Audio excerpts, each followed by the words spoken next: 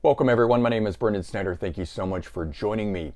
It's with a sad and heavy heart to announce the passing of drummer Charlie Watts of the Rolling Stones, who passed away on August 24th of 2021 at the age of 80. And so I'm sure like most of you, this was like, I feel like this was a gut punch. This was something that, when the rockers get older like this, certainly this can always happen, but it was just kind of an unexpected thing. And for me at least, the Rolling Stones have always been that ultimate rock and roll band. There's the greats like the Beatles and the Who, but for me there was no one else like the Stones. And their mix of rock, blues, R&B, just soul, no one did it like that. And I got into the band, later obviously than most due to my age, but in 1989 with Steel Wheels. And you know what kind of music scene was going on in 1989 with the glam metal and all of that sort of stuff. And to hear the Rolling Stones being played next to all of that, that was, an eye-opening, ear-opening sort of thing, so to speak. And it was just a new thing. And what I noticed about the band, though, was that they always stood apart from the masses, but at the same time, they were always part of the present.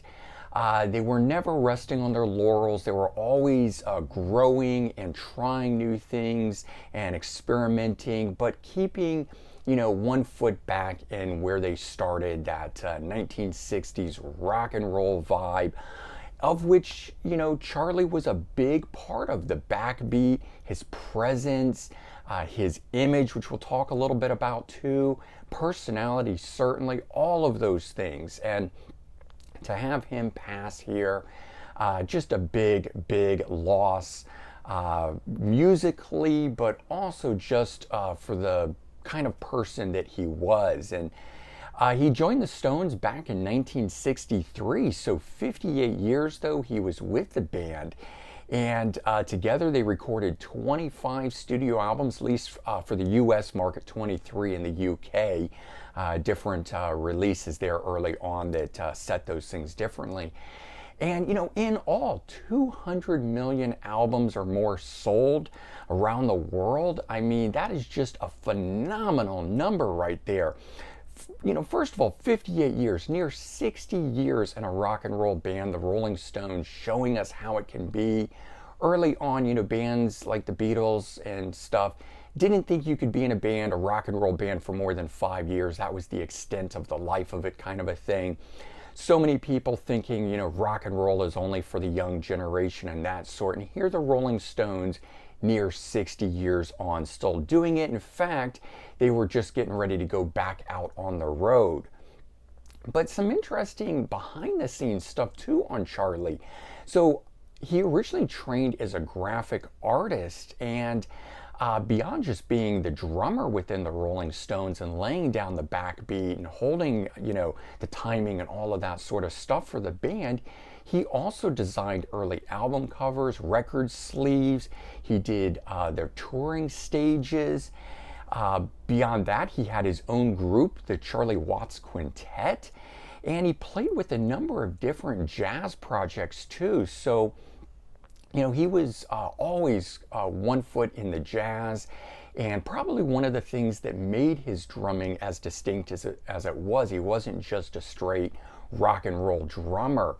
Often saying that the Rolling Stones was his day job and jazz was his real love and passion, sort of a thing. But as I mentioned about his presence, he was also known for his wardrobe, just a very dapper, well-dressed guy, standing apart from that sort of rock and roll image, to the point, in fact, where Vanity Fair magazine inducted him into the International Best Dressed list Hall of Fame. And there was numerous other ones too that did that as well, papers and other magazines and organizations and things. Just, he went beyond being just a musician, beyond being just a rock and roll drummer. There was so much more to Charlie Watts and stuff. But unfortunately, health issues, abound. In the mid-'80s, he had issues with alcohol and drug problems, like so many others and so forth. But, dealt with that,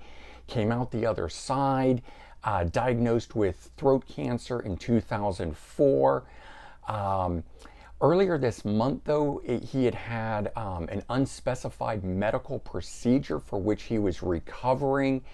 And that's where he was opting out of their recent dates, the No Filler Tour kind of thing. And, he said, tongue in cheek, true to his charm, that, for once, his timing was a little off. And, certainly just, good spirits right up to the end kind of a thing. And while, he had to step away at the last moment here, he certainly will be remembered. Rest in peace, Charlie Watts.